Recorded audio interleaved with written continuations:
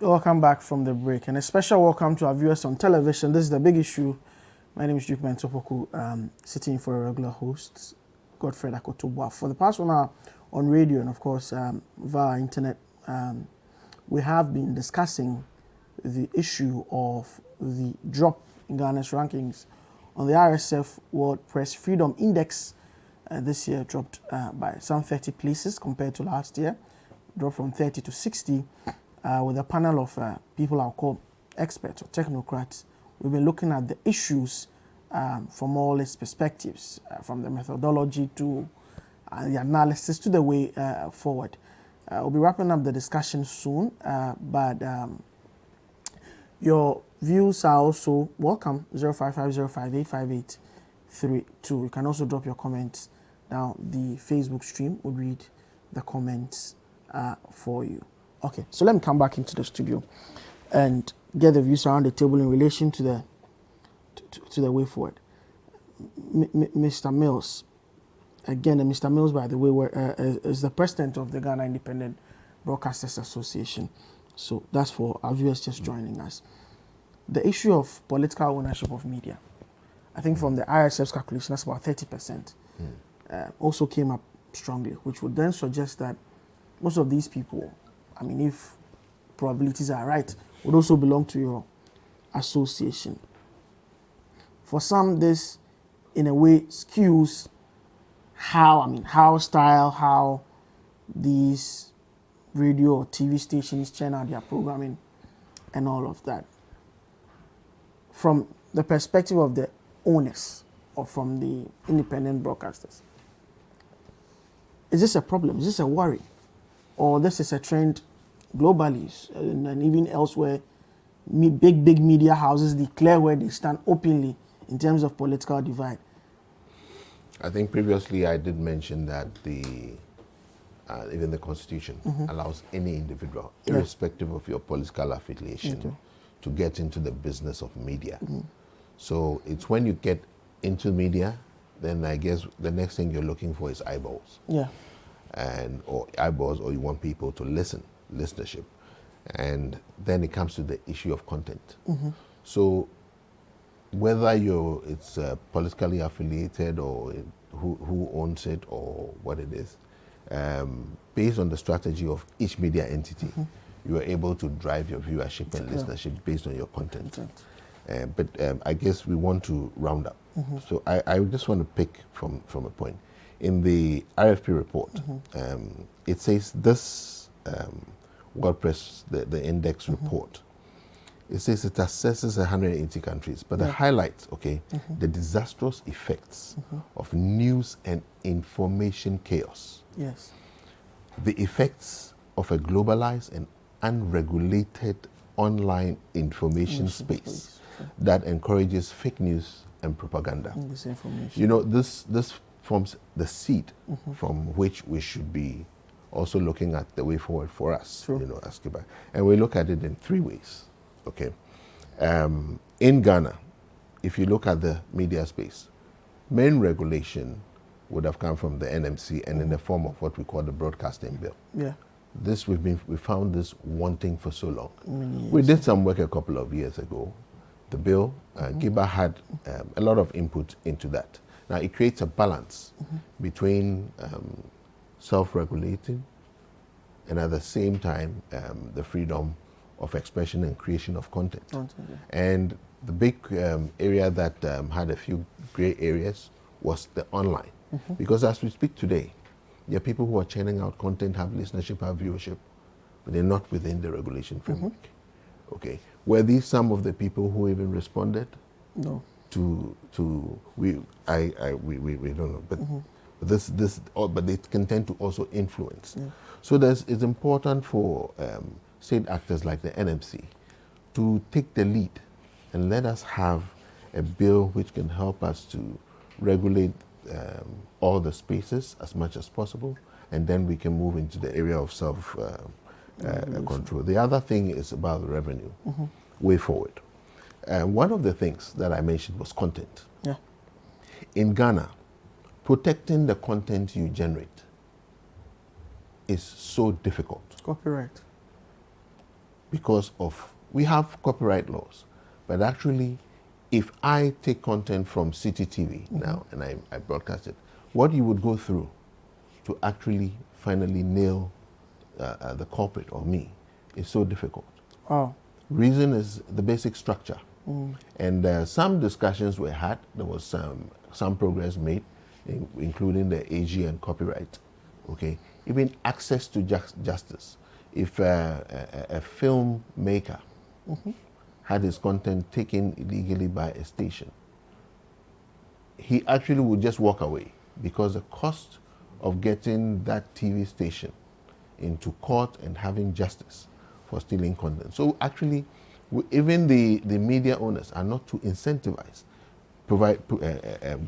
producing certain types of content. Yeah. You would find that stations are doing their own content and programs and series, and even for some people just come run it and then they let it go. But actual rich, good content, which can influence a lot in development and even the psyche of our people, you find it is very limited. Pay TV is able to do it because it's not easy to steal. Yeah. But I think there's a major issue of looking at our copyright laws together with the broadcasting bill to make sure that it works for us. We need more localized courts in our district for people to be able to deal with cases of copyright. There's still a lot of work that needs to be done in terms of our legal framework. Despite all the and so there's no intent. Yeah, there's a lot of work. There's a lot of work to be done in terms of copyright. So the people are not incentivized to even produce because you will know that.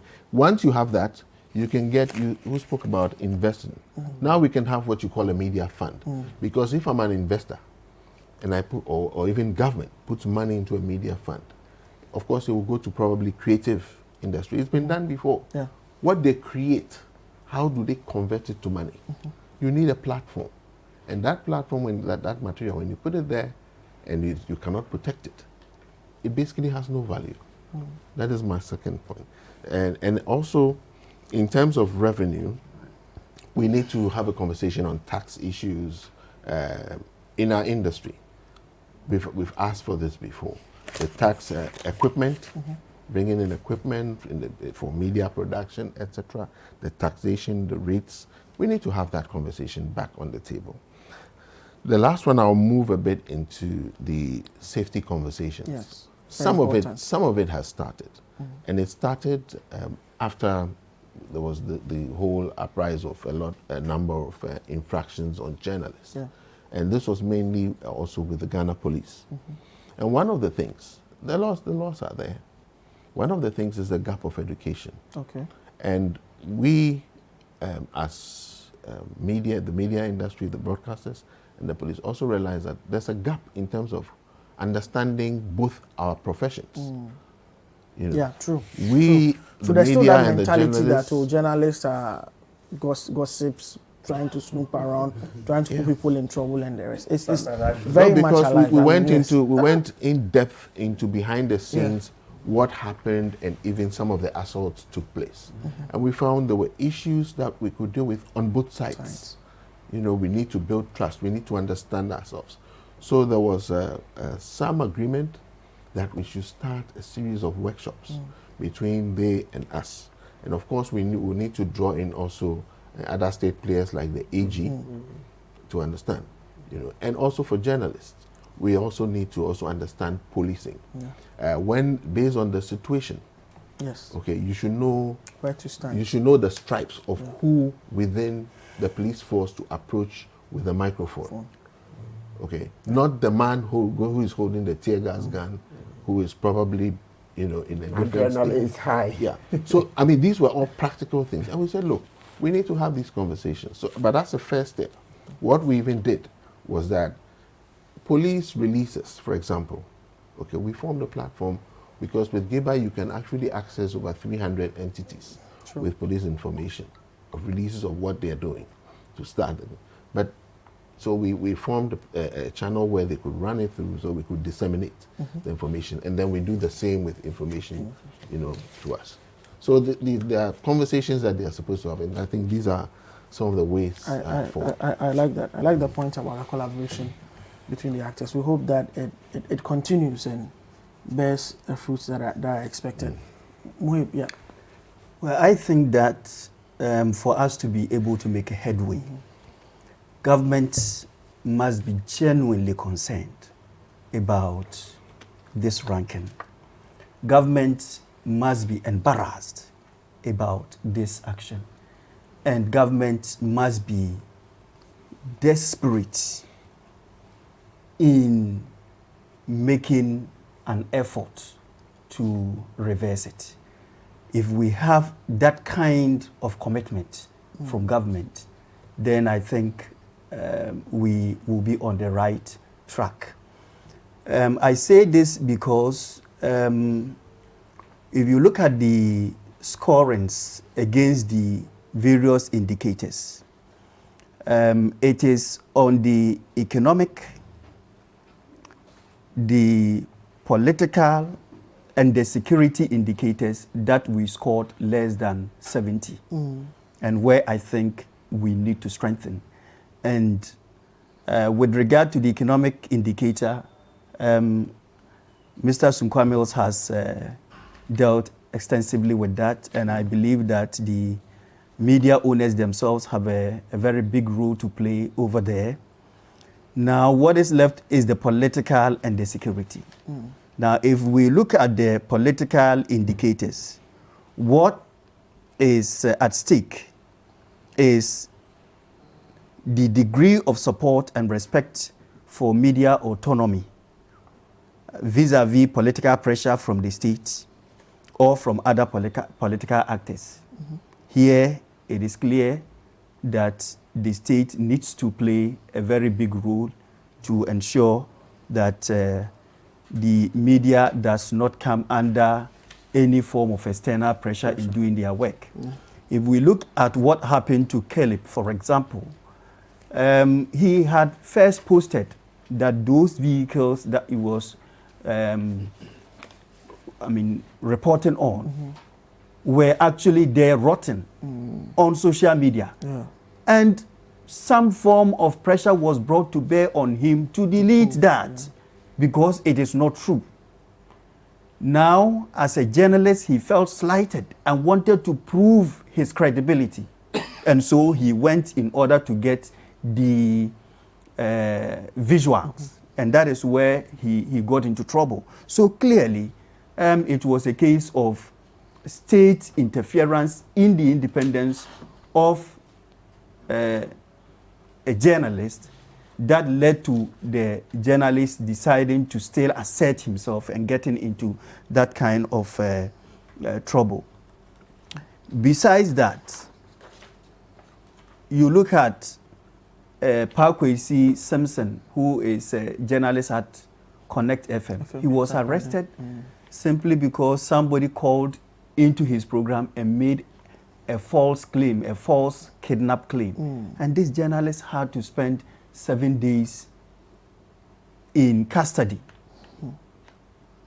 This was the work of the security agencies.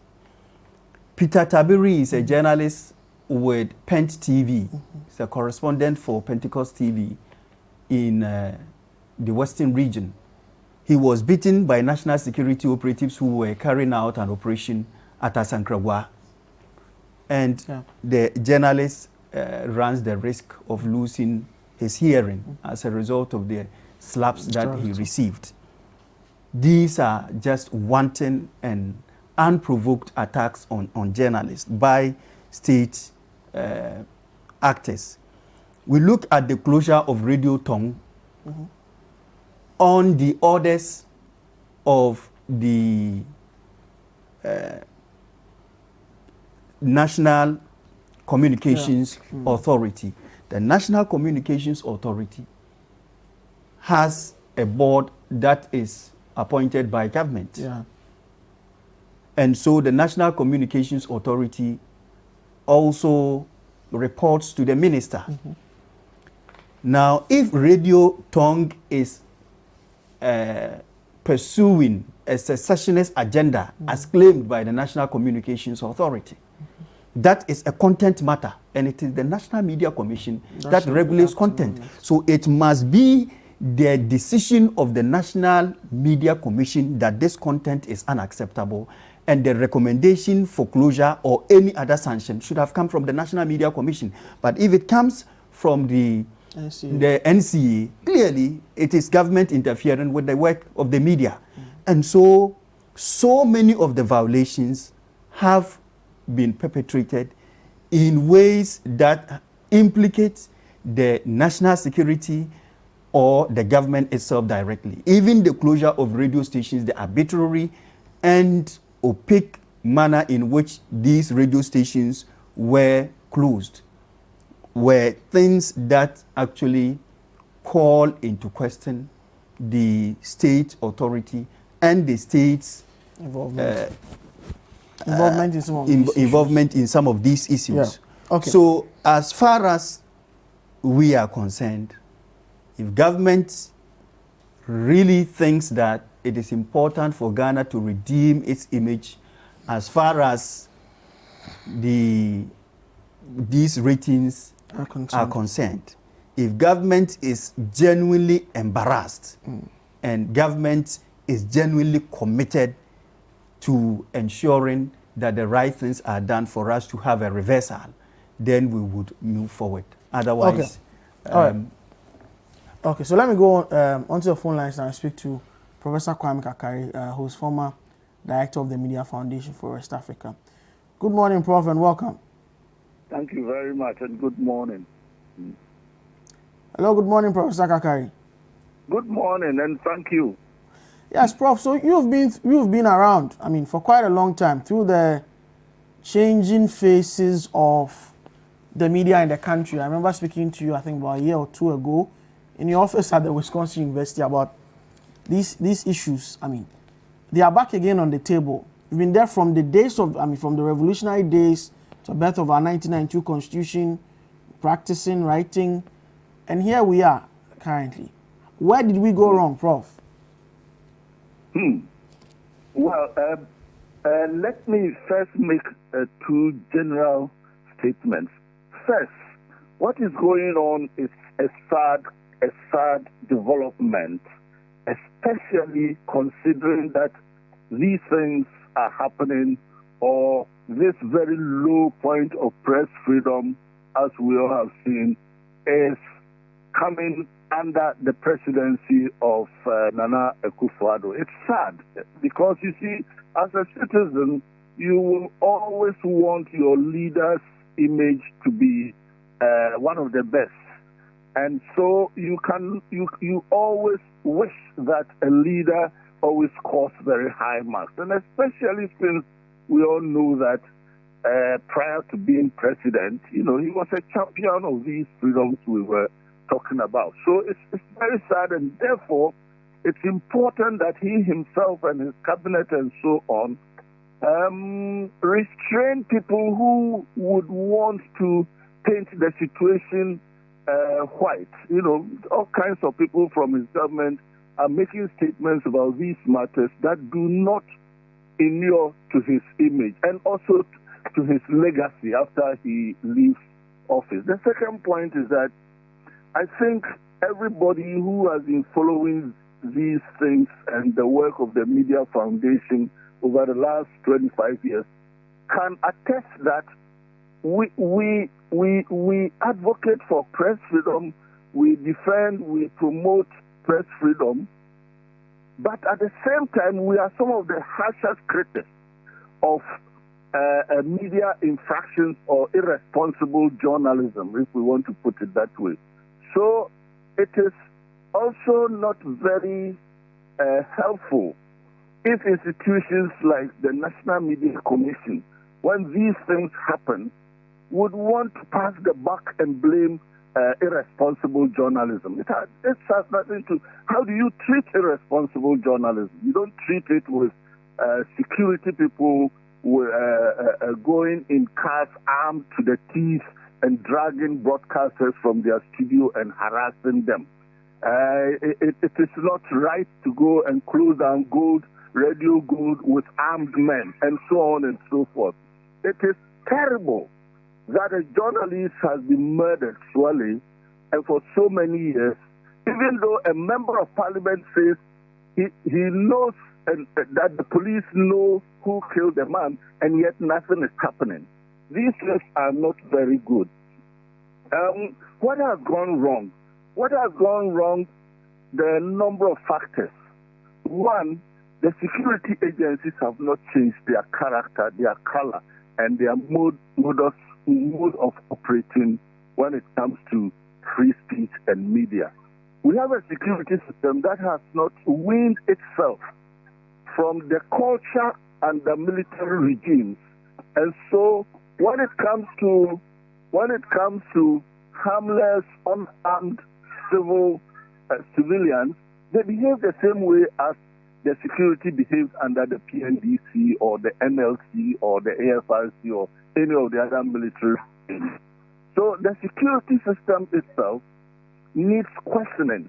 Why would they take arms to arrest a journalist when the journalist is either using a pen or just simply taking a photograph and so on?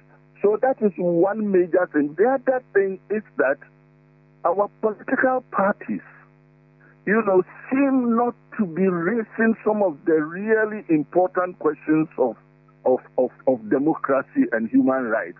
They are more concerned with power, getting power by all means. And so on a day-to-day basis, they don't address these questions and drum it into the citizens' heads so that we all develop the culture of tolerance and so on. In fact,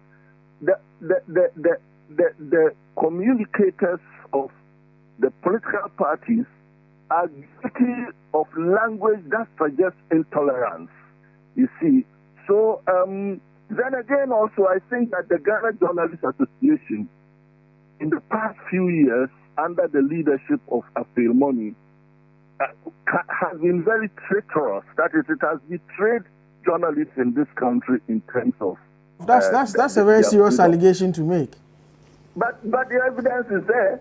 The evidence is there. When Manasseh did a story concerning some big business people and trying to expose some problems, what did the leader of the Ghana Journalists Association say? He said, no, you cannot touch businesses. You will be destroying our businesses. Who is completely immune from criticism or from exposure in terms of wrongdoing in the public's interest? You see, so the National Media Commission has also not been very strong enough in promoting the defense of what you call it, press freedom. Yeah.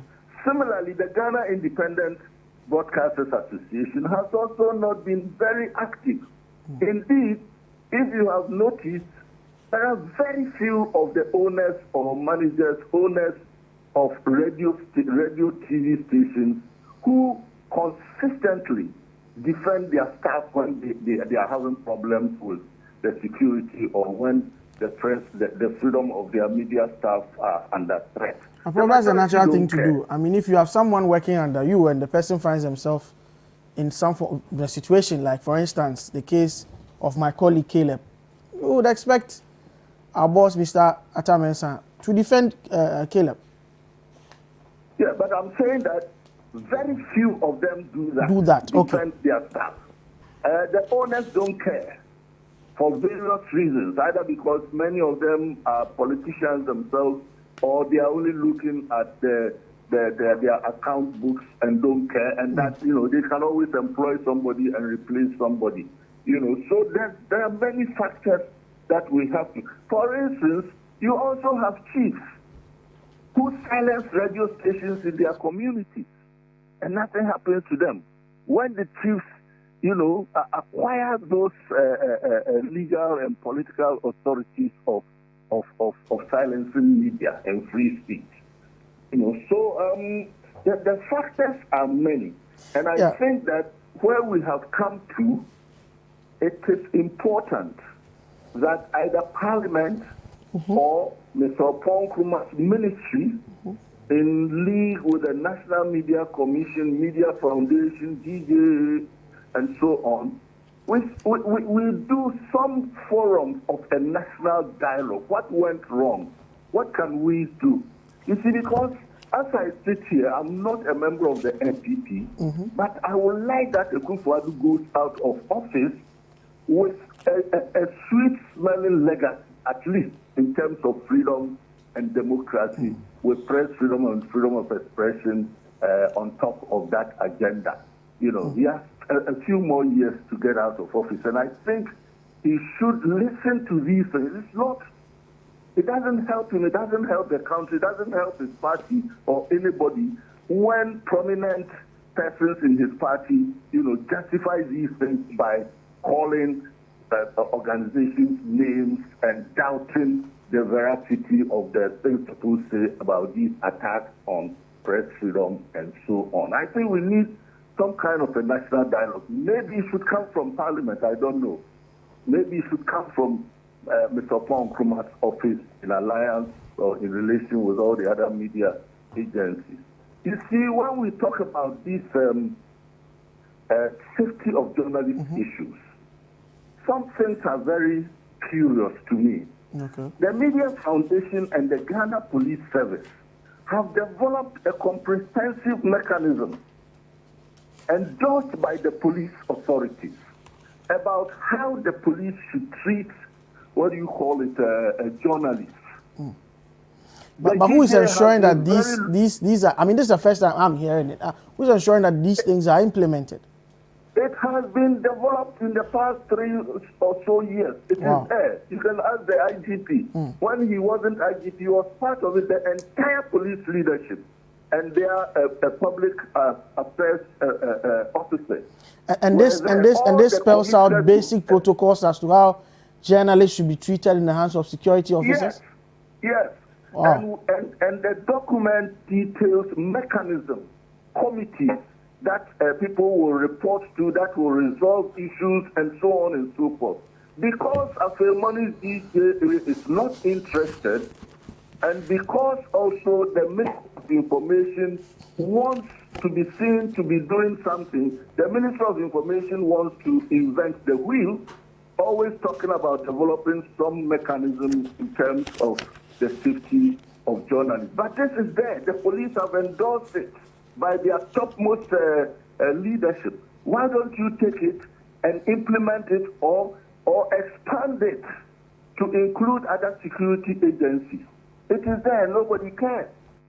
You see, and the police, for them, well, they will operate as they know how best to operate, you know. But if you look at what is going on, the police are not as culpable in these matters in the last couple of years as the national security agencies, that is the secret police, and so on, you know.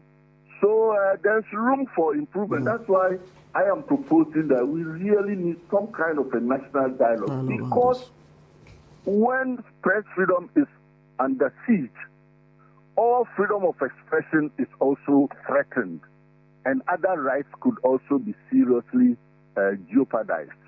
The facts are there. We don't have to go to the RSF for their index alone to be awakened. The Media Foundation, you know, monitors and reports this every day, but officials from Nana's office, you know, are saying that the Media Foundation is not creditworthy. Why? Because it criticizes these things under Akufo-Addo's government. It has been consistent with all the governments since 1997. Okay. Well, thank you very much for your time. Very, very grateful for your nuggets, of course. It's refreshing as always. You're welcome. Yes, thank you. That's Professor Kwame Kakari, former Executive Director of the Media Foundation for West Africa. Of course, we've been joined in studio by former broadcaster of the state broadcaster GBC, now Member of Parliament for Dodo Odo, the Honorable Edwin Nilanti Vanderpoel. Welcome. Thank you.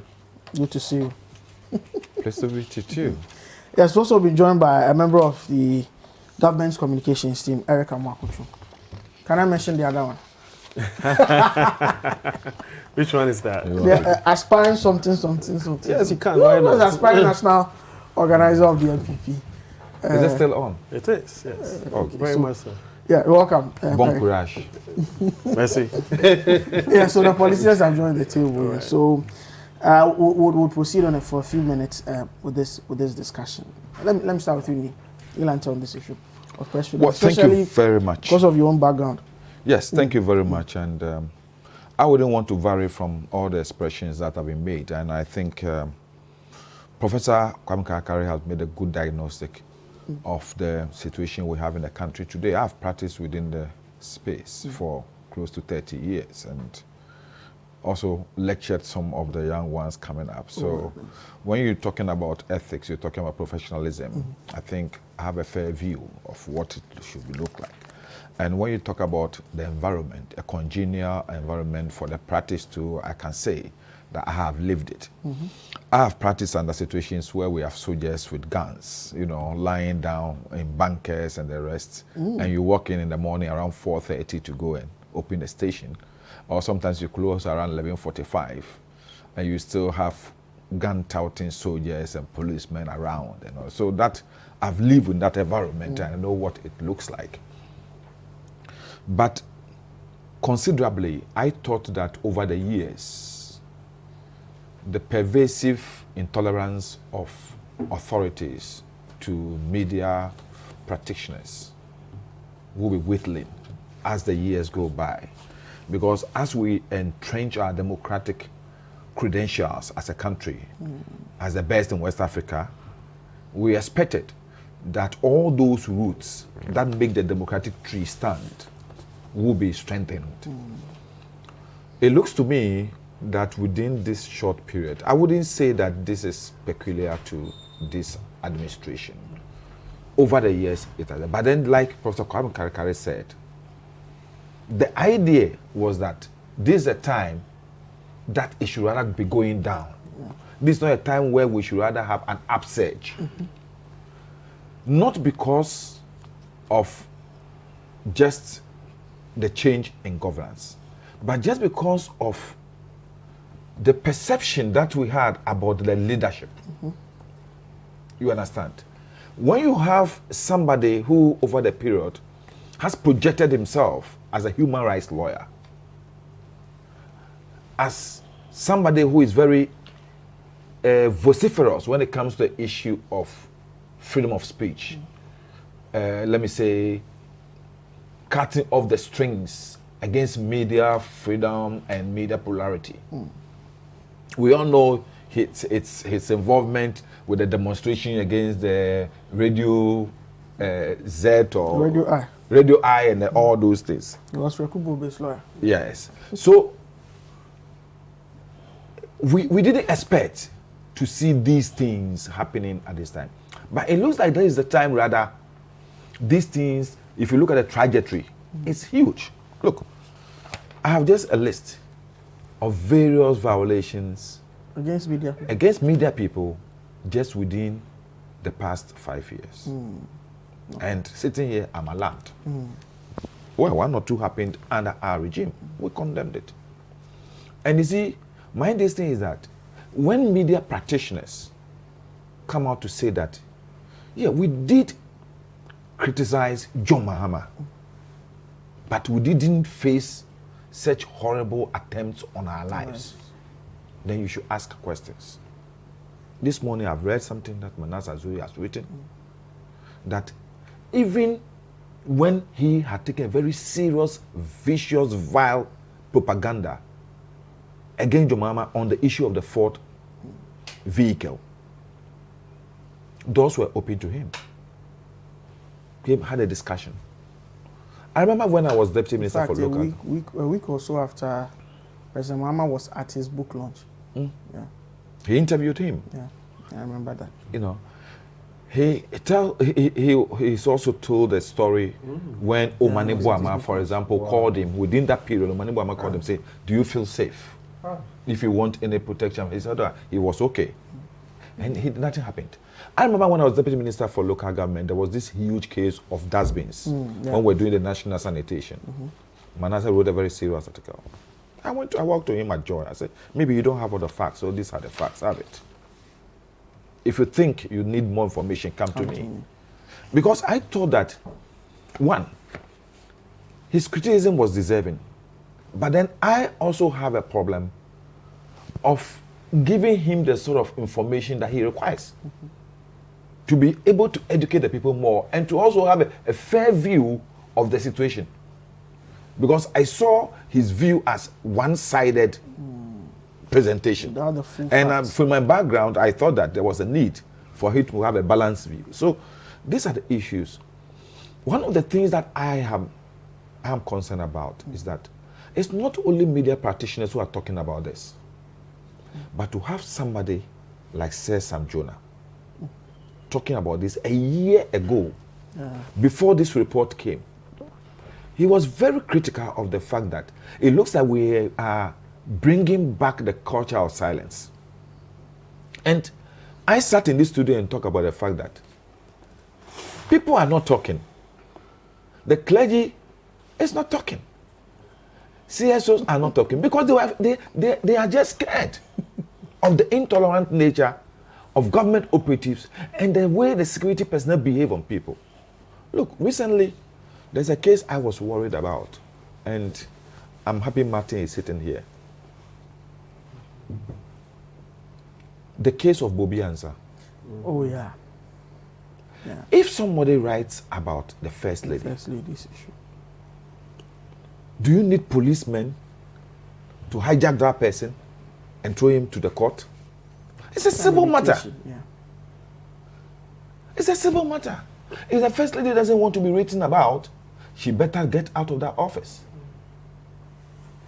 Then, Mensa Thompson, on the issue of the presidential jet and the First Family, he came out and said that, oh, I'm apologizing because I got my facts wrong.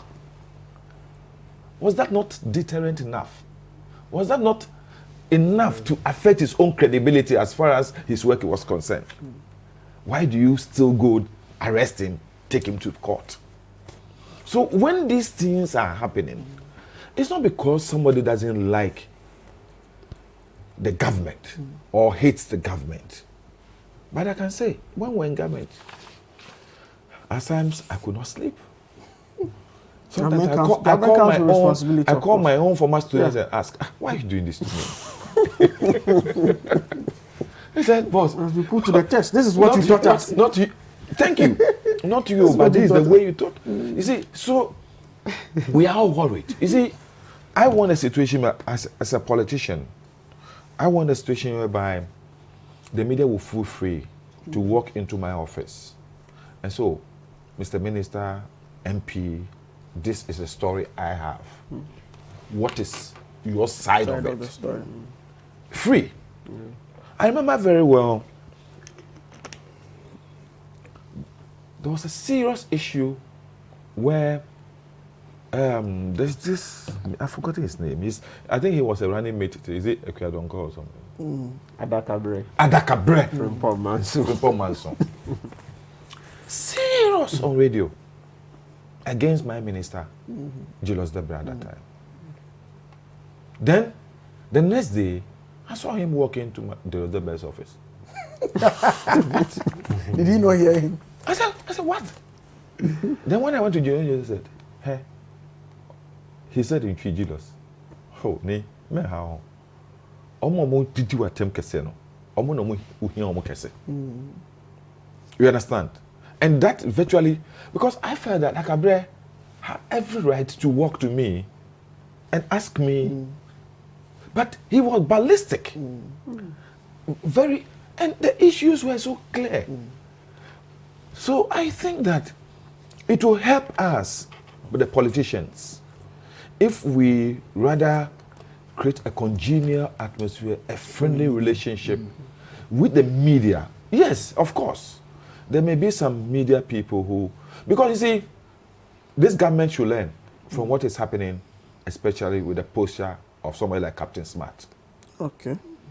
Because there are some people, when you But he at a point is, he's dealing with allegations of extortion. I'm not talking about that one. I'm talking about that, okay. You see, when the guy has a feeling that I've been sacked from my place of work because government influenced my director, my owner, to sack me. he moves into another place with a much more vengeful vim. Question, yeah. So then the control is not, if that environment provides him with that control, and you could see recently when government talk about the way he does his presentation, his management came out and said, look, we are happy with the way he presents it. So, You understand? Then the next thing you have to do is to take an action against the radio station. The more violations come in. I think sometimes we should be careful the way we react to these things. Like Professor Kwame Kari said, what has the police got to do to come here to pick a fly like Caleb Kuda? Caleb. over a matter that is even true. It's not even as if it was Caleb. false. And then the lady, what's the name? Zoe. And then, what? Police? Look, a simple call. A simple call to Caleb will make Caleb shake. Say, come. National Security Minister, oh, Caleb, come. I want to explain these things to you. That is enough to give Caleb some. But for police, and I was just watching a video, fully armed. Not one, not two. War front. It's serious. And especially to come into a radio station where we have people like Samens, we have people like my uncle Gidi, Amatefu, and the rest behind it. You know, we thought that those people are a bit sometimes, you know. Please don't go there. Why not? Look, Eric, I sit at home and sometimes this station, I'm saying it here, it got to a time we had serious argument about this. I said, Buafo, what is the name? That Go for it. not Akuto. Akuto is my small boy. No, the boy with Nkuraza head. Kojo Akoto. Kuja Akoto. And then Bernard Affle. Hey, serious criticisms of our government. Then the next time I heard Setekwe sitting here, talking to them. I said, Setekwe, what is wrong with him? But from there, I began to accept the fact that they get that information and they do a very good, objective, critical analysis. Yes. And that is what I like. But you see, the situation whereby I'm caught between, I'm a politician and I'm also a journalist. Yeah. I must defend the journalist. I'm also Defend defend my government. But at that time, what can we do? Because the man who is leading us is opening the door to people who are most critical of him. I remember very well. And today I've even seen that man who I asked for him. I said, I know he hates John Mahama, so I won't talk, but he's a priest, so he needs his own deliverance. Reverend Bosontwi, is it Botrin, some of Obuasi Methodist? But you know, he may not be here to defend himself. No, I'm just saying what I've just. Today he said, for him, Reverend Minister to say, you will not even come to power to cancel the V levy. Reverend Minister. No, I'm just giving it. But we go to a program and your mama will embrace that person. You understand? What I'm saying is that leadership will send signals. Yeah, that's other. When it comes up, somebody like me standing there and having this vicious intent against that person, once my leader embraces that person, I become diffused. Yeah. I become diffused. So that's what I'm saying, that sometimes that is what I expect government officials to do. I'm saying it because just last week, for close to 3 days, Johnny Hughes was lamenting bitterly about a government appointee driving all the way to TV3 and threatening him. Oh, really? Yes. That bad? Yes. And for 3 continuous days, he was talking about it. I felt that at that time, somebody from government should just pick a call. Pick a phone and call him and say, oh, who is that person who did? And then government take an action against that person. Will send signals that, look, we don't encourage these things. But when not once, not twice, not 3 times, these things are happening and leadership is not... It was only in a case of Radio Ada that I heard Kojo Upon Nkrumah coming in and say, oh, the government sincerely regrets what happened and government is going to conduct a full-scale investigation. The culprit will be dealt with. It's close to 1 Caleb's year. matter too, he was here. He came here. Caleb, he was here. So close to 1 year. So I'm saying that those actions, if But they have you been okay? taken, if those actions have been taken, well, we should get to know that Eric did this. This is the action which have been taken against Eric. It will help all of us appreciate the fact that certain actions are being taken to curtail this wanton infringement on the rights and freedoms of pressmen and journalists and media practitioners to have their job. This is my thing about it. all right. So we'll take a break here. When I come back, Eric would have his bite of the issue, and we'll move on to the other matters for discussion on the table today. This is a big issue. Stay with us. You're welcome back. This is still the big issue. We're discussing the press freedom rankings. Before we went to the break, Neil Ante Van der Poel, journalist for so many years, is now member of parliament. He brought us his views. I'll now go to Eric Chum. Used to be with the information ministry, Yes. but still communicates for government. Yes, So this, I mean, you've heard the views around the table from the industry people, technocrats, everybody. It looks like for many, government is not doing enough, and the laid back, quiet portion of government seems to, in a way, sort of support what is happening, especially in relation to media freedom. I mean, for years, many people thought that the MPP, and this is something that was actually when we saw excerpts of the Kwesi Botwe report, Professor Botwe report from the NDC's post-mortem analysis of its election law, said that the media was much more favorable. It was perceived to be favorable to the MP than the NDC because of previous relations between the two parties. The parties credited for scrapping the criminal libel law and others. But here is the case.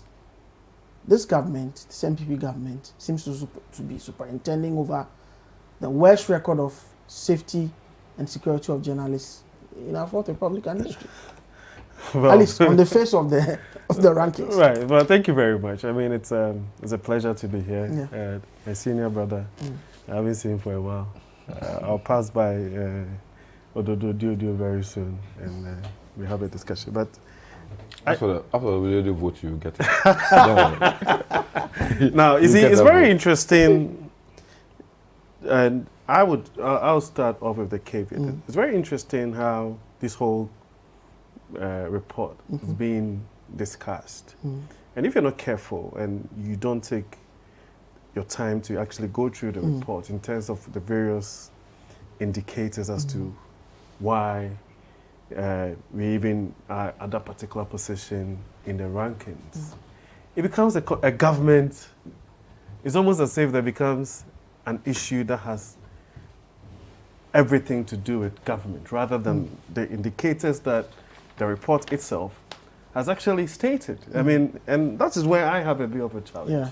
I would admit that for us to agree to be governed by the tenets of democracy, you cannot put the lives of journalists, or even for that matter, ordinary Ghanaians, if they express divergent views, in danger. I don't have a problem. Nobody should countenance or justify those acts where journalists do not feel that they have a right or they have to go into some kind of self-censorship and all that because they are unable to express their views and opinions of that. So I'm not going to justify any of those things. And even when communication has come from the information ministry as to what the direction should be in terms of what do we do, where do we go from here? Yeah. And this whole idea, conversation, it was Mr. Sinclair Mills who even touched on the issue of the NMC in terms of its role. And that was the whole point of even having an NMC in the first place, to make sure that there's a certain collaboration between the various stakeholders and find ways to ensure that we do not get to that particular point. But if you take the various indicators one by one in terms of a legal framework, in terms of this whole new media when it comes to social media and the proliferation of fake news and content and people actually putting out half-truths and all of those things, disinformation and propaganda, arbitrary. Then there are issues really where most people have actually lumped everything together. Is this whole idea of the relationship between the security agencies and journalists when they are perceived to have said something that is either against government or even other people that are supposed to be related to government. And so you cannot lump all of these things together. It goes on to talk about media sustainability in terms of, last time I was listening to Bernard and some of his co-hosts talking about the fact that in Ghana today, when you talk about per capita purposes, the number of media houses that we have is probably the largest in the world in terms of, you understand what I'm saying? And so in an environment like that, that is fledgling and it's thriving and all that, you always have some challenges. You always have issues to do with people not having a certain appreciation of the real importance of the media and where we are supposed to place the media. And I think that anybody that is a consummate Democrat will appreciate the importance of the media in this whole experiment. You understand? And so, yes, when issues happen, when you have these aberrations over the period, they need to be dealt with. But if we don't move away from this whole, I call it a certain obsession with, oh, it's a government, it's an Akufo-Addo administration, and that if these things have happened, sometimes there has to be some personal culpability. Yes, I mean, when it comes to this whole idea of security agencies being, my dad used to call it over exuberant or actually going out of the way to, you need to deal with those things because you have direct control over those situations. What about when maybe there's a demonstration or there's an incident somewhere and journalists have gone there and the public, right, relationship with the journalists as well. Also, all these things now comes to the point where the NMC and the various stakeholders would have to now say, listen, let's do a proper public education in terms of how important this is and the role that the media plays in our quest for this whole democratic dispensation. So I struggle a little bit with this whole, skewing it to be a government problem. Then you move away from that to the point of personal responsibility. You see, I mean, and there's a very astute lawyer here, so I'll not even go delve into that domain. But the reality is that when you start talking about issues to do with freedom of speech, then it also borders on rights. And those are also fundamental tenets of democracy. And that in as much as you have the right to prefer views and push all of those things, there's also the issue to do with responsibility. Sometimes these responsibilities even borders on national security, right? And so we need to be very careful. We need to sit around the table like we are doing here. It is not one of those things where, that's not my orientation anyway, where maybe my senior here is wrong or he is wrong and all of those things. Because once you go into that, what will tend to happen is that I will start bringing up a plethora of examples of that what has happened under them. Yeah, you understand? And then you go, and then but the point is that it doesn't even serve any real purpose because let's look at the way forward. Yes, what's the way forward? He has a responsibility. I have a responsibility. There's one of the things that was very clear even in that report is the ownership of media houses. And I put it to Mr. Mills. You understand what I'm saying? And so what you tend to actually find out is that if somebody walks into this country for the first time and tunes into any radio station or so, or reads the newspapers or goes to the newsstands, could be able to clearly have a certain idea of where these things stand. And is it the case that on every single subject in this country there are two divergent views on it? Of course not. You understand? And some of the media houses or the people who practitioners, right, have also made an enterprise out of that particular political lady. We have to be clear. And so sometimes there's even when it comes to the media, the legal space, there's maybe some determination from the Supreme Court. And you're reading the thing and you're thinking, how come right? We are having two different interpretations of the same one constitution. of the same constitution of a determination. It's not even an expression of opinion. The determination has been done already. And they are looking at it from two. It's like green, black, and what, red, right? Differences of green. You know what I'm saying? And then the red and blue and white. Right. But we have to be very careful because as we go forward, if you have all these numbers of media practitioners, some of them who have gone through proper training, others who haven't, people who are maybe apologists of political parties, so they are so exuberant that if somebody, for example, say something against Eric Chum, by all means, let's send a whole social media team to go and, you understand? Sometimes somebody wrote something about me yesterday, and I was so sad. It says that, I think they put up a post, a flyer of me and Christy Pratt for Metro team, and it says like, this guy again. That's the reason why his father was molested during the PNDC era, and he's still sitting here defending a 419 administration. Personal, so personal. You understand? And I was so sad because, I mean, if as a child, anybody through nature, and just because of politics and the fact that you're hiding behind a social media account, justifying, you understand what I'm saying? So we have to be very careful. Some of these things, even when you can even take a cursory look at people commenting on this particular subject, and they are so intolerant of either my views or his views or whether because it's skewed towards a political angle. Yeah. Regardless of what he says, it is utterly rubbish.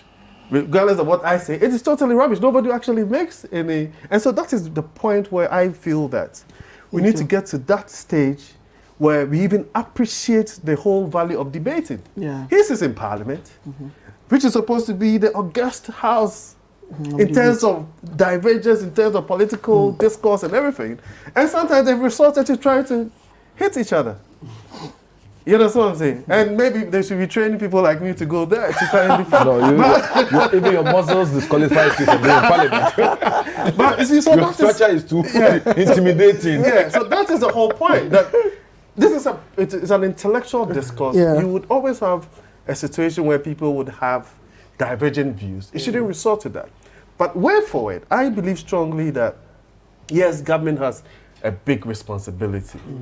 In terms of the legal framework it exists.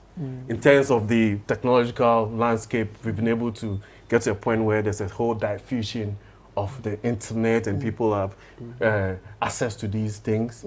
The number of media houses that we have is actually probably the most in the world, so people have access to information and all that. My view is that we need to deal with the issue of what has been termed arbitrary arrests, for example, conversations with the security authorities. Like, I didn't even know there was a particular framework that has already been agreed upon between the media fraternity and the police. Yeah.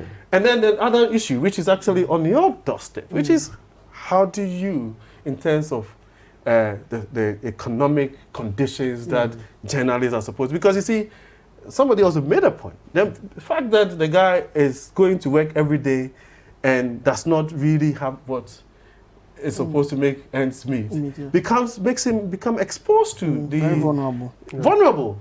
And that's the reality. But your vulnerability should not affect your professionalism. Oh, but you see, but we But can like say, it does. we need to Professionalism we need to and have empty those stomach. conversations. Yeah, I mean, yeah. this is even on a lighter note. So there was this particular place that I went to.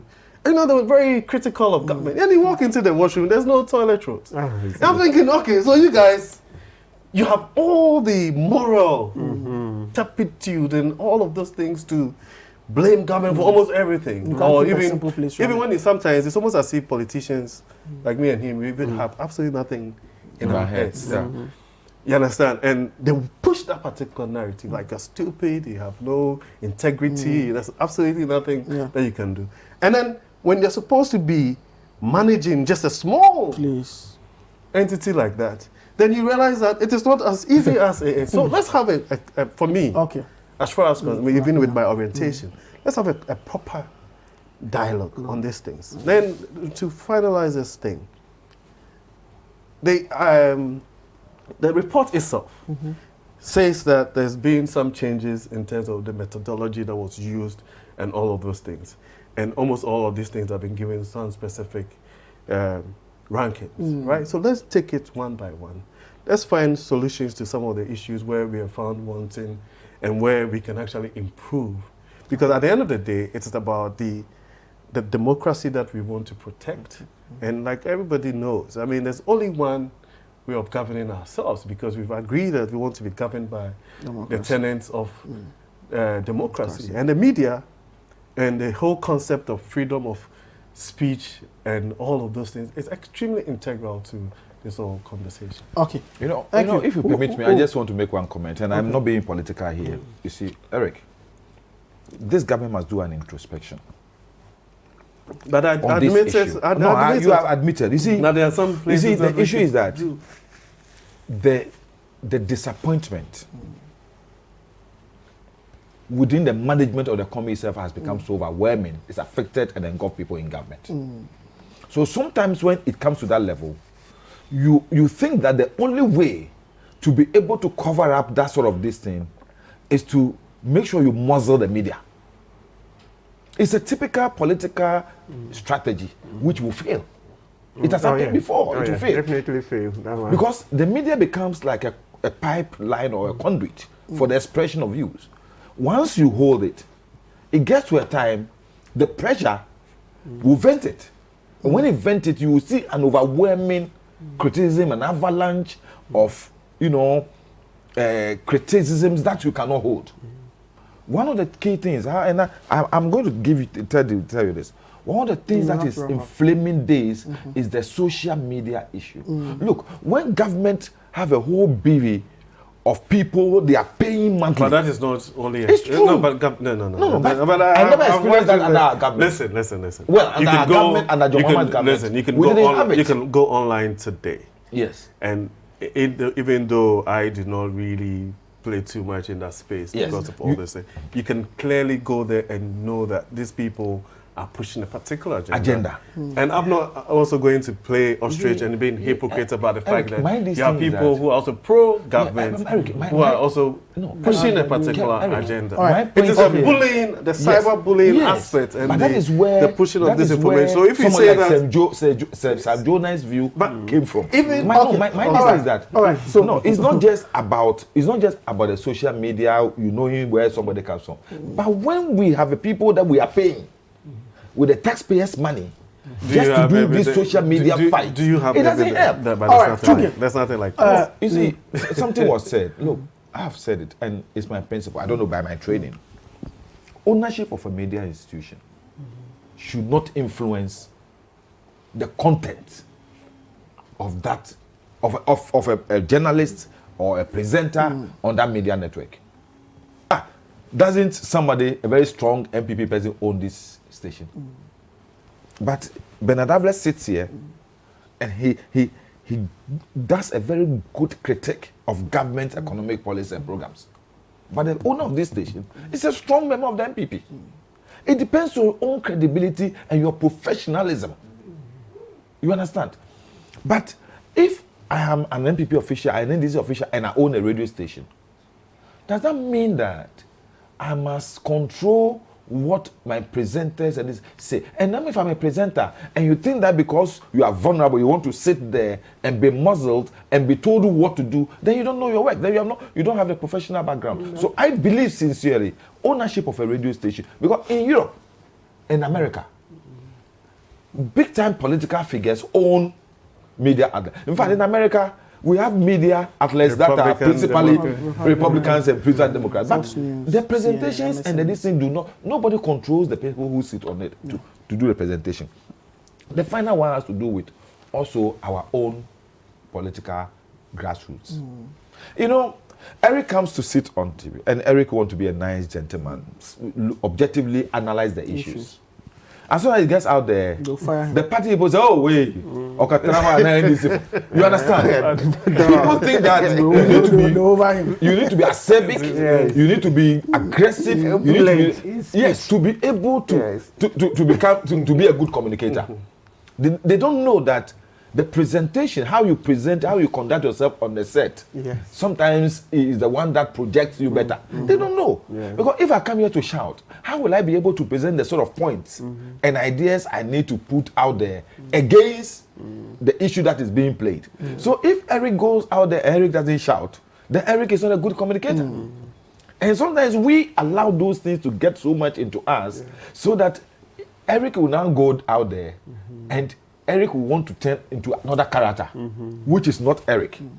You get out there and someone says, "Oh, Eric, were you the one on the set? This is very unlike you." So the chief will say, "Kosi and Kosi, Koda and Koda." You don't know where you belong to. If we can really manage these things, I think critically it will help us. All right, let me bring you your messages. Jones Adobwa in last says it's a big dent that under the leadership of a human rights activist who himself helped the repeal of the criminal libel law and him our media ratings the worst ever. Even under the military regime were better than this. Okay, as for the e-levy, the least said about it, the better. I'll come to e-levy after this. Asanko in Santa Maria says, has the NPP government got the audacity to arrest people who are alleged to have made false publications? Were they arrested when they made all sorts of allegations that President Mahama used $10 million to print presidential diaries, or those were... Okay, all right. Positive Change in Medina says, I don't think it's appropriate to liken the media to the banking sector. Our low ranking has to do with the media freedom and not the economic predicament of our media house. This government must clearly take responsibility for Ghana's performance. I don't think I was likening the banking sector to the media in a vacuum. I spoke about regulation and how that can be done. Alan Inchantan says, what has happened to the ITI bill and its effect in helping the Fourth Estate do its work? The ITI bill got a mention in the report. It says that the fact that people have to pay for information is acting as a hindrance and is being used by the organizations to deny people information, which has also then become a negative. It's in the report. Babamu from Tamale says, some of the media in Ghana feel they are larger than life and sacrosanct. And for that matter, nobody has the right to question them or disagree with them, which I find strange. Well, I think, sometimes you read the views of some media people and that's what they do. But I don't think that's right, of course. We do to others as we want them to do unto us. So as we are criticizing them, there's also the need for the media to be able to pinch itself in line with the ethics of our job. Foucault in Anacrom says, we are talking about safety and security for journalists, and we are talking about content. If you have an issue with a journalist, invite him, because that's what democracy means. I think we all agree on that. Let's go on to the matter around the e-levy and the promise by former President John Mahama, or flag bearer of the NDC in the 2020 elections, to scrap it. He says that his government will repeal the controversial e-levy, and now many Ghanaians took to social media to vent their disapproval of the move, which has been justified by government. Now, speaking at an engagement on Monday, dubbed Ghana at Crossroads, John Mahama said the implementation of the e-levy is only to shortchange Ghanaians. But the New Patriotic Party has described former President John Mahama's promise to repeal the e-levy as a desperate measure to shore up his popularity within the NDC. Okay, so he made the comments at the Ghana at Crossroads address, but the Director of Communications, Yabo Abian Samoa, urged the former president to abandon his re-election bid as Ghanaians would not vote for him. Well, the former president sought to paint a picture of what, in his view, is the real state of affairs in the country. In the address, John Mahama refused to accept reasons given by government as responsible for the economic challenges. John Mahama argues that the economy began experiencing challenges before the advent of COVID-19 pandemic and the Russia-Ukraine tensions. For the 2020 NDC flag bearer, the problem has been occasioned by poor economic decisions taken by the Nana-Addo-led government. The Russia-Ukraine conflict cannot possibly be responsible for the suffering we're going through. The suffering Ghanaians are going to predates the war. Before this conflict, our currency had already been depreciating and was impacting negatively on fuel and commodity prices in our markets. Fuel prices have gone up on more than 40 different occasions since 2017, long before Russia and Ukraine started fighting. But for the New Patriotic Party, this is an attempt by the former president to show up his credentials within the NDC. The entire speech was not about shoring up even the NDC. It was about shoring up John Mahama. John Mahama is faltering. John Mahama is a stuffed sack that is collapsing. It is wilting under the heat. And he wants to show up John Mahama. It is a desperate measure to prop himself up for 2024. Now he's fighting for his life, for credibility within the NDC itself in order to secure the nomination. What he is doing now is targeted at an NDC audience. He is trying to show them that he's active. He is trying to show them that he thinks he understands the issue. John Mahama, who is widely expected to contest and win the NDC's flag bearership for the 2024 polls, said the government is bereft of ideas to turn the economy around. The former president also tagged on the controversial electronic transfer levy, which he described as regressive. He promised to scrap it when voted for. We in the NDC do not oppose taxation as a principle. We will not be pretentious and couch fanciful slogans to condemn the principle of taxation like the NPP did in the past. We are, however, implacably opposed to distortionary and burdensome taxes like the e-levy that only force Ghanaians to endure more suffering.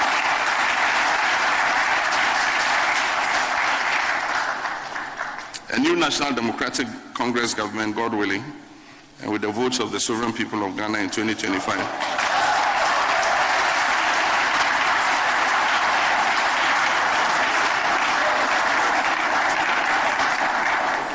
will repeal the e-levy act. But the NPP believes the declaration is a populist one.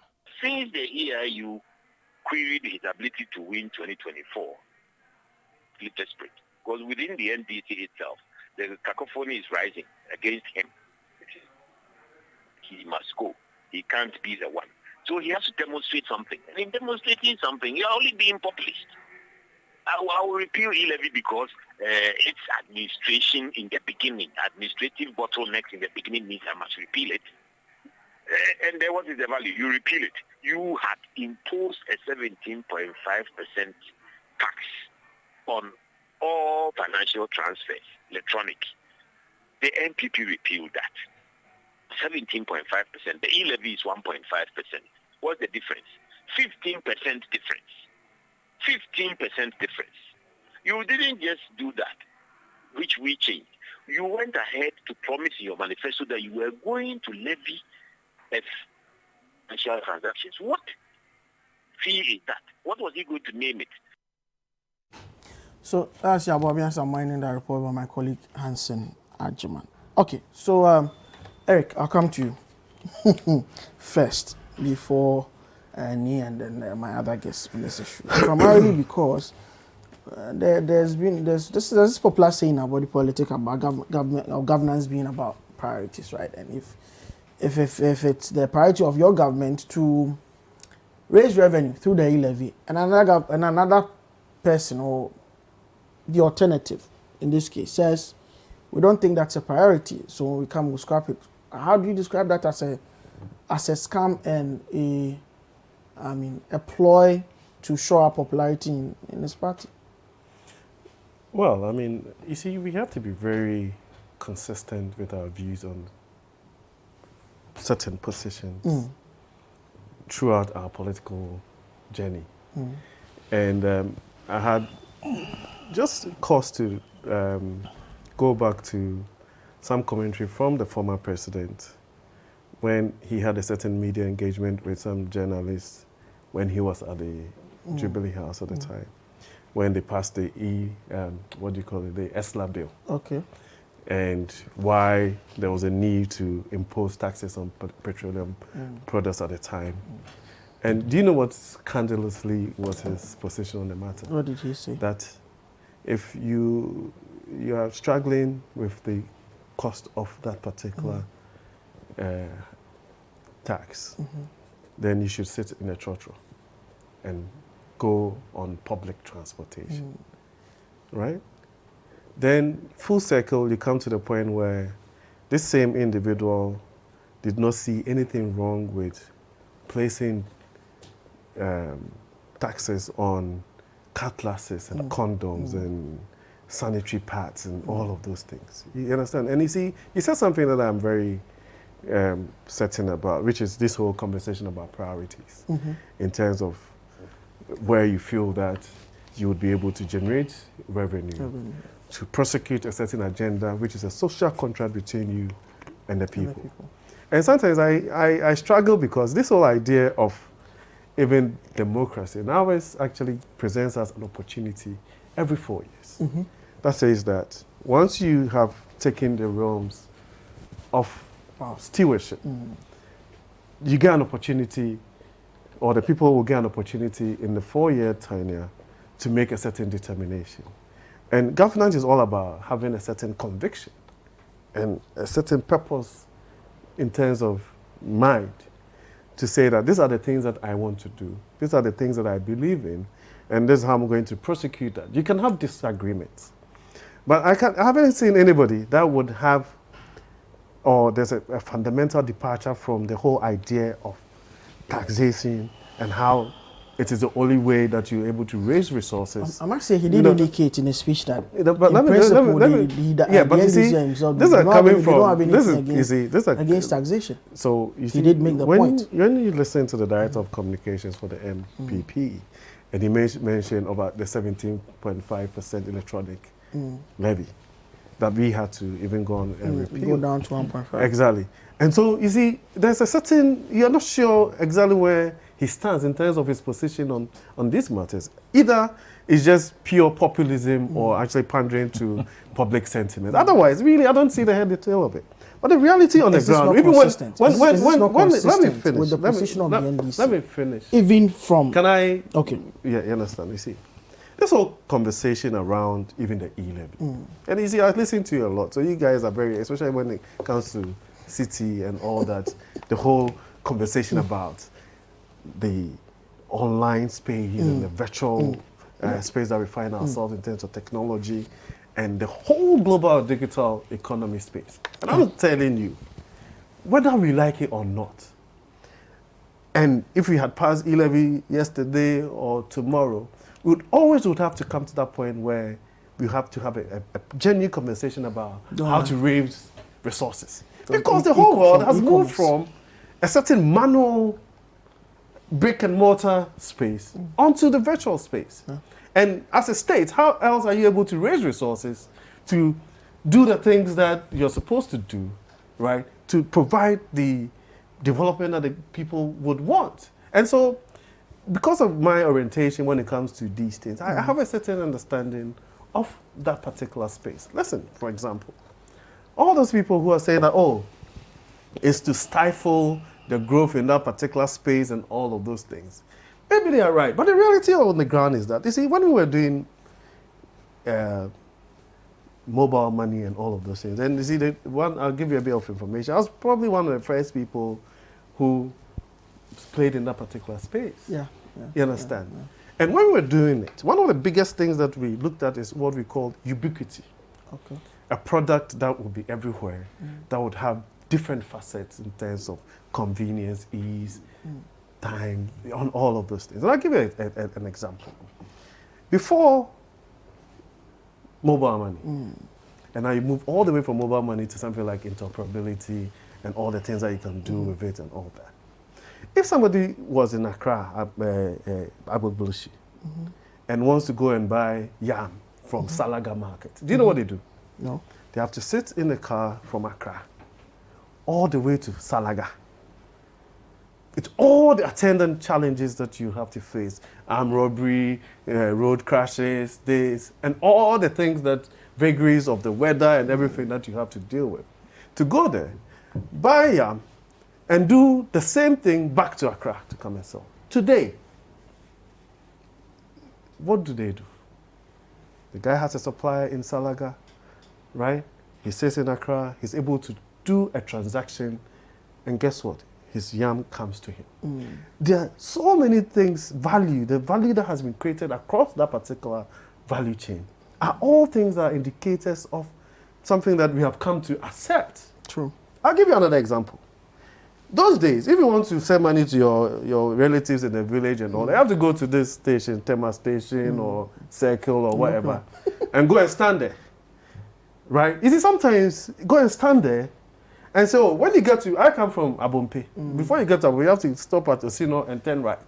So when you get to Osino, there'll be an old woman wearing a duku, red and white. When they'll stand there and give them 200 Ghana cedis for me. The car can get into an accident. So you see, we've moved on. We need to have that particular conversation. We've moved on from all those things to where today, almost across the world, in terms of what even our interoperability offers, in terms of sophistication, it's probably one of the most sophisticated in the world. Yes, people would have issues. And when this whole e-levy thing was even being brought, there were concerns that were raised by the minority. I mean, he sits in Parliament. Raised by the minority in terms of the rate, in terms of the threshold, in terms of all of those things. And these are things that were actually taken into account, and some modifications were made. Right? So for me, we've gone past that particular space. And so if anybody wants to make this whole thing a political thing and say that, oh, whenever, and I don't even see that happening. I mean, I wouldn't be really? that, I don't see that happening, right? Because and to make that determination that, well, if ever I come into office, it's going to be repealed and everything. You see, we need to move away from that. And the thing is that they sit in Parliament, right? And this thing, even the process of repealing an act that has gone through, or a bill that has gone through Parliament, it goes through processes. Right, can you wake up one day and say, as president, I have just repealed this? It has to go through a certain process. And we see we're educating ourselves. And this whole journey of democracy, it's a day-to-day Did thing. you know that when you just got up and scrapped the toll booth? Yeah, listen. Let me finish. Right. And so let's make it very clear that, yes, people had issues. And in all of these conversations, there's always not one of the things that you wake up and say, oh, we all have a certain convergence of thought on this subject or the other subject. But let's take the politics out of it. And then when you want to have commentary, or you want to listen to commentary coming from, let's say, an ordinary person like me, it's different. When is the commentary coming from a former president, somebody who's supposed to be a statesman, right? Then you realize that the discourse has to be elevated to a certain point. You see, I was expecting that some communication will even come from his end in terms of what he feels that will be the alternatives in raising revenue and all of this. I didn't see that. All of these things that he listed, right? Especially when they just left power about 5.5 years ago, 6 years ago, right? And they have had an opportunity. You see, one of the things that we do not scrutinize very well when it comes to the discourse between the MPP and the NDC is the fact that since 1992, so even when we are having conversation around the structure of the economy and all of this, since 1992, how many years have the NDC been at the helm of affairs in this country? And what were their performance? What were the things that... So, of course, even when you're talking about economic indicators, and I want to go to the era of Doomsaw and all the internal challenges that we had to face and the performance of the economy in terms of the various sectors, manufacturing sector, agri, and all that. If it permits me, the rate of inflation, policy rate, and all of those things, and you want to do a certain juxtaposition of the performance of the MPP and the NDC, we can have that conversation any day, right? And I'm confident that the stewardship of President Akufo-Addo in the next, the remainder of his tenure, would also be a clear indication to the Ghanaian people that the MPP is the only party that will be able to prosecute a particular national developmental agenda. So these things, I mean, it's just, again, they have not even gone through, they're trying to go through their internal primary processes and everything, and people are trying to find ways of making sure that they are always at the forefront of the communication. But when it comes to this whole conversation around national discourse in terms of where the direction of this country is going and all that, how would anybody even suggest that you want to do a certain economic analysis and you will take away a certain environmental analysis of the matter or situational analysis Yeah. and say that, the effects of, let's say, a crisis between Ukraine and Russia has no bearing on an economy like Ghana. Or say that if there's a COVID situation, something that it's a global pandemic that has affected every single country in the world, right? It's not an indicator for us to be able to go. And the same persons, remember when the NDC were in power, when the prices of crude rose up to how much? I mean, close to $120 and all that. What did they do? That was a time where they came up with the ESLA.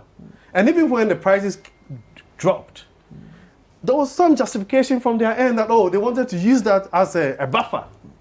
When Ghanaians were calling for a reduction. The president has recently said that if they scrap these taxes, same analogy, if they scrap these taxes, government will lose 4 billion. Yeah, He said it at the but I am saying that. So it's the same thing. No, listen, you see, it's not the same thing. It is not the same thing. I am saying that when you use, it's convenient for you to use a certain global picture as a justification for the increment in prices. And then when it comes to President Akufo-Addo, he's not allowed to do that. Come on, let's be consistent. Okay, all right, very well. We are shifting from taxation to production. Okay, but I'll come there. So if you allow me, but there was a clear manifestation. Listen, there's a clear manifestation of that, which was the first thing that the NPP administration did was to actually scrap those nuisance taxes. What effect did they have? Oh, but that is not no. Listen. Compared to what is there. So now you have sandwich between. So you have to give me. Nobody let me ask the question because there are real questions that need to be asked. Number one, we've had an NDC in opposition promise to scrap NHIS premiums and do a one-time payment. That didn't see the light of day. We've had an NDC that promised to tinker with the CST. That didn't see the light of day. And consistently, and of course, I mean, on the basis of it, you come to office, you have an economy that's recovering from COVID, and you sit at the table, economic management team or cabinet, and you have one handle that's giving you 6.9 billion. And you think it will be easy for any government to say, away with 6.9 billion annually because we want to fulfill a campaign promise. Yeah. That's why it's difficult for people to believe John Mahama. First, let me say this. I just don't want to believe that Eric sitting here and saying all this is because he also wants to show his popularity to become a national organizer. Is that a good one? But that's a below the belt. We are doing straight analogies here. It's an unfair question. I was invited. It's an unfair question. Yes. Okay. It's an unfair question. That was a contrived. I want to say this. It's an unfair Maybe question. Eric did not really listen to Jomama. Jomama provided 13 alternatives. I didn't say anything. I have it, I can give it to you. That's why 13 alternatives. I can give you soft copy too. 13 mainly from alternatives. the NDC's manifesto for 2020. 13 but do you know that alternatives. even the e-levy of a certain form of that was actually in their manifesto? Anyway, don't worry. Yeah. Let me 13 alternatives on how this government can take this country out of the miserable situation they have dumped us. 13. He did not just propound things. He made serious alternatives. 2, the issue of ESLA. Today, as we see today, you have even chopped all the money that was harnessed in the ESLA. But for ESLA, you could not even fight COVID. According to your own presentations. The ESLA. And you have even elongated the lifespan of a tax that had a sunset clause. That was supposed to end for a particular period when our difficulties have been resolved. You have elongated its lifespan, its period, and you are enjoying the fruits of it. So you have no legitimate and logical conclusions on ESLA. I was just telling you his views on that. CST, mention CST. The NDC opposed CST, but NDC never said anywhere that would scrap CST. What about one-term premium? You were in the parliament at that time. What Did about you one-term ever? premium? One-term premium was Professor Moses' expression of this thing that is a more sustainable way of ensuring. Yes. Professor So Moses NDC said it. never this promised one-term premium. I'm saying the party said that I will So not now even it's want. Professor Mills. It's not No, NDC anymore. I'm saying that It's not here to John Mahama defend did us. not speak for himself. Okay. John Mahama spoke for the NDC. Okay. That's a mistake people are making. But why, Somebody in say- what, But in why what would he be capacity? speaking I for mean, the that's in NDC? what Listen, capacity listen. as well, though. He's John not the leader of the whatever party. John Mahama expressed. He's not the leader of the NDC. I'm telling you, whatever John. So the NDC can determine who should make it. But that has not But been done in yet. what capa- in his I'm telling personal you, capacity. So for now, on so now, every so, subject. So, Honorable Nilanti. So now, what Ofosu Ampofo says, or what's his name? Asiemi Nketia says, Represents is the more view of the representative of the NDC than John Mahama. Listen, You will listen, agree with me. No, Strictly listen, speaking. Listen, on every point in time and every platform, the NDC reserves the right to choose who should speak for the party. So, but As but I would sit that here, not be, I would speak that for not the be party unfair? on the issue of local Would that not government. be unfair to those who are people like Dr. Dufo and others who also have Well, expressed also the desire NDC to lead the members. NDC? Dr. Dufour has not been given any responsibility by the NDC to talk on any subject. But John Mahama has been given the responsibility. When the NDC does, he will be speaking for the NDC. Very well. You understand? I just want you to understand that. I will not. When you call Is that me, internally? No, Is that when not you internally called and me- democratic? When you called me to be here, I had to clear with my national communications officer Of course. that should I go and represent the party, so that whatever I would say here could also be a representation. But that's of not the party. in doubt. We are talking about John Mahama I'm saying that speaking the John mind of the Mahama the NDC. standing there to next- spoke the voice of the NDC, that the NDC will scrap the yield levy when NDC comes to power in 2025. In what capacity? In what capacity? Yes. John Mahama was speaking as an NDC member, Oh, okay. the immediate past flag bearer of the party. Yes. You understand? But Who your constitution will be- does not who will actually be the flag bearer have of it. the party. Oh, right. So that's Whether you like it's it or already not. predetermined. I'm saying whether you But like it or that's, not. but that's unfair to the other competitors. Why? Why? The NDC believe that at this point in time, he's the best material we have to be able to lead us into it. Because you know something, when people stood on platforms, demonized him, today Ghanaians have the opportunity to compare him with those who said he was too slow as a driver, so they want to take over because they were in a hurry to reach their destination. And today they've taken us through bumps that the car has broken down, the car's lights is gone, the tires are gone, and the car is in a ditch. We cannot reach that destination. You understand? So we know that it's a better driver than any of the people who in the past hoodwinked Ghanaians to think that they were better, and they could take us to the destination faster and safer than John Mahama. Yeah. We believe that John Mahama has proven that he has the ability and the competence to run this country in a more humane manner and to achieve the unprecedented developmental agendas that we achieved under his government, as compared to the $50 billion, government that has not been able to give anything. They has not been able to do anything, and they can't tell you what they have been able to do.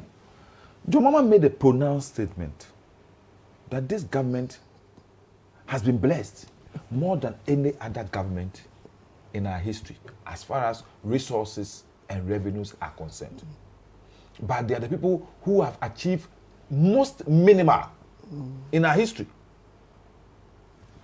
I thought the proverbial "to whom much is given, much is expected" should have come to play in the governance of Nana Akufo-Addo and Dr. Bawumia. But the ones who have been given much, but they've given us, in fact, almost infinite incompetence. And that is what I can describe them. Let me come to this. John Mahama, in presenting this, has made it clear to us that Ghanaians, majority of Ghanaians, are against the yield levy. In principles of taxation, the people who are going to pay the tax must be convinced that the payment of this tax will not make them worse off, but will rather inure to their benefit as far as development and their social welfare is concerned. So when you have a tax, you are introducing a tax, and majority of the population say they don't think that at this appropriate time of their existence, of their social life, majority of the nation supported by which survey? To say majority of the nation do not. I'm surprised that you didn't follow most of the surveys which were done on this e-levy. I'm just asking a question. No, but you know, as a journalist, you know that almost all researches that have been done prior to the introduction of the e-levy point to the one fact that most Ghanaians are against the survey, against the e-levy. Let me say this. This government, this country did not evolve just under Nana Akufo-Addo. Okay. Under an NDC government, we attempted to impose a tax. Nana Addo led this country against the tax. You understand?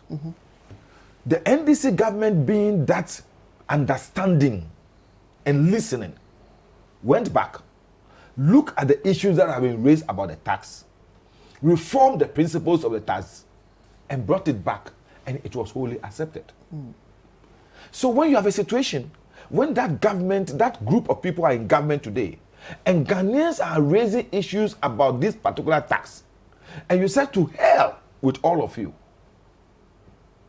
then somebody in Kasok will also come and say that Ghanaians don't pay too much tax, and so e-levy is justified. But at least the opposition ended up getting reduced from 1.75 to 1.50. And that is what? Cosmetic reduction. Okay, well. Cosmetic reduction. Oh, look, it's not. What about the threshold? Was it touched? No, it wasn't. Still 100 cedis. So it was not insignificant. But what we are saying is that it's not just about the percentage. Ghanaians are saying we are in stress. We are in still difficulties at this particular time of the country. When you have fuel prices, in fact, increasing by almost 500%. You have cost of everything in the country going up by close between 100 and 200 to 250%. This is not a time to introduce tax. Okay. And what is funny about all these things, my problem in all these things is that we've come this far because we have a very dishonest vice president who is the head of the economic management team. I'm using the word dishonest. But do you know what? No, listen, if I were the vice president and I've sat on radio and told the whole country that I will not allow the introduction of Momo tax, of e-levy, and somebody working under me. It's the same thing. What is it? What's the difference? It goes beyond that. It goes beyond that. Digital transactions, e-commerce. So Momo is not part of it. It's a subset. Yeah, so Momo is not part of it. Momo is not part of it. It's a subset. It's a subset of it. And the subset is not part of the set. No, but it's not. It's different to describe it. How did you do your arithmetic when you were in private school? If you say Momo tax, it means it relates to only Momo. If you have a set, and we have two subsets, you're saying the two coming together. Exclusive universal set. Yes. I think it's wrong to describe the subset as the. No, the subset is part of the set. But it's not the main thing. It's not the same as the universal set. Are you a child of your father? So if I say your father's children, are you included? You are one of them, but you are not the only child of your father. You are not the only child. So Momo is not the only tax. Yes, that's the point. So why didn't Bawumia come out and say that because I'm the vice president, head of the economic management team, and I have said that I'm opposed to Momo tax, and Kendo Foriata has added Momo to the drawing transactions. So by principle, I'm resigning. Can I make a point? He should resign. In other jurisdictions, people will resign. That's what the vice president should resign. Yes, that's what made them principled people. Because I've seen jurisdiction recently. A member of parliament in the UK. Oh yeah, yes. So I shouldn't even go there. Yeah. A minister of state in UK was 5 minutes late to parliament. Time. He resigned. A minister in India, there was a derailment of a train. He wasn't the driver of the train. He wasn't the conductor. He wasn't the passenger of the train, but he resigned. You understand? In some countries, ministers of sports have resigned because their countries could not qualify for World Cup when they were not the coaches of the team. Egypt, host and lose the minister. So I'm saying that if I were the vice president and I've come out to say that toll booths should be encouraged because it will generate revenue for us. And a minister under me get up with his pen and then cancel toll booths. It's either I sack that minister or I resign. But the vice president does not. Okay, so we'll take a break. No, we'll take a break. And when I come back, we'll wrap up the vice president can sack a minister. Yes. Is that what you're saying? Welcome back. This is still the big issue. We're discussing former President John Mahama's garnered Crossroads speech earlier this week at the Kempinski Hotel. Ni Lante van der Poel made his arguments in support of what the former president said and reiterated the fact that an NDC government will scrap the e-levy because of the hardship, in his words, that's bringing to Ghanaians, and Ghanaians, for all intents and purposes, are against that. You had a quick intervention. Yes, so let's do that and let me take the final thoughts just, of Martin and I was just Franklin making a Monson. point where this whole concept of the fact that the vice president has, the power to sack any minister. Of course, that is not the case. Again, in government, even our constitution makes rooms for a cabinet. And cabinet goes there and makes a decision, regardless of how you feel about it as an individual, right? There's a whole concept of collective responsibility. You understand? And if you're asking for principled, but I mean, but those are things that you can do as an individual based on your own. And so the individual, you should not have principles. You should be honest about things. The point that we have to be careful about is that we cannot misinform the public. I'm not misinforming. No, because you see, when you do that, it's almost, trying to create a certain impression that is the case, but didn't that he really is not the case. Didn't he say he's against it? So that's my point. No, didn't he say he was against it? Okay, so let me go on Zoom and speak to Franklin Kujo. Hello, Franklin, are you still there? Yes, yes. I've been listening with rapt attention. Yes.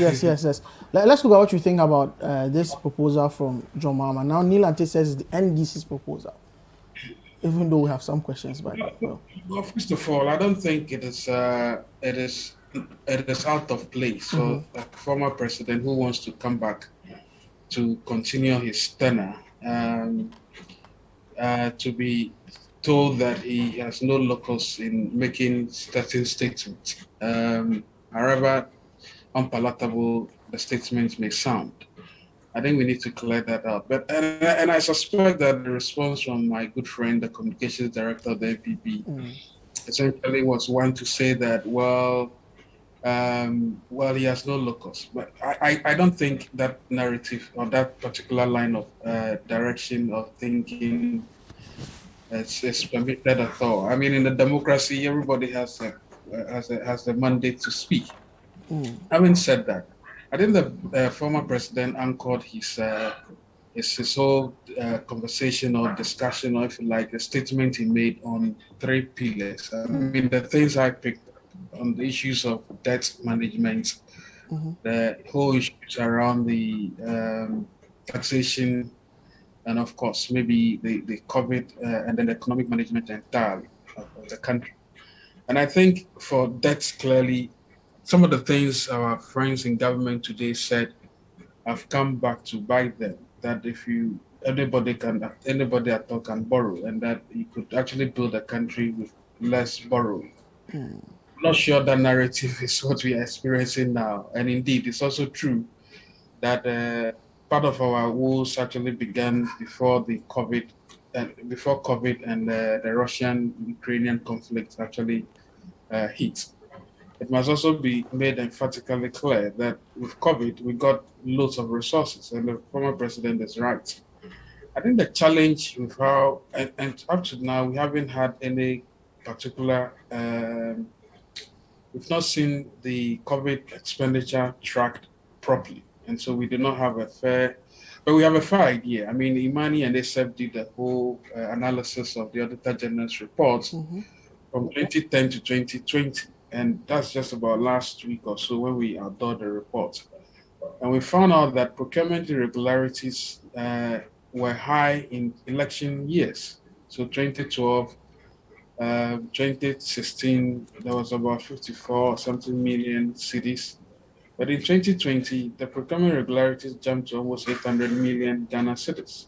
And if you want to find out why that happened, it only tells you that in election year, of course, 2020, the possible explanation is that COVID happened and that there was a lot of expenditure. But the principle is not lost on that. That the fact that there were loads of expenditure doesn't mean that the irregularity should actually be high.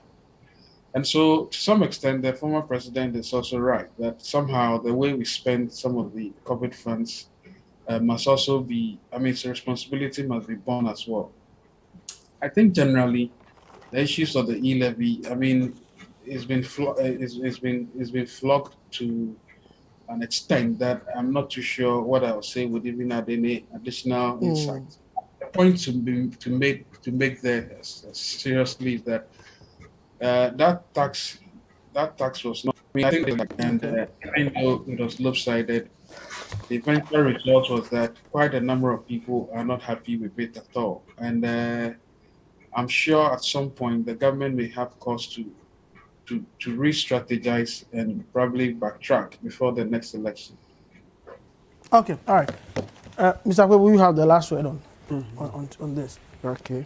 Yeah. So, what you generally think about in the face of eroding confidence in politicians and doing what they say they will do and not doing that, and all of that. Of course, I'll cite the example also of ESLA from the NPP as well, because since I mentioned one time premium and others, the NPP also promised to scrap ESLA, but now it's been extended there's to an ESLA 2035. PLC, Can you imagine? the whole 2035. special SPV has been set up, and the period has been extended. Yeah, but they will be prepared to retire. So can you imagine? So for the next, I understand it's been collateralized from now 2022.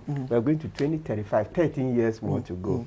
So we are saddled with so much, right? Yeah. So so it's the same skepticism that people look at this.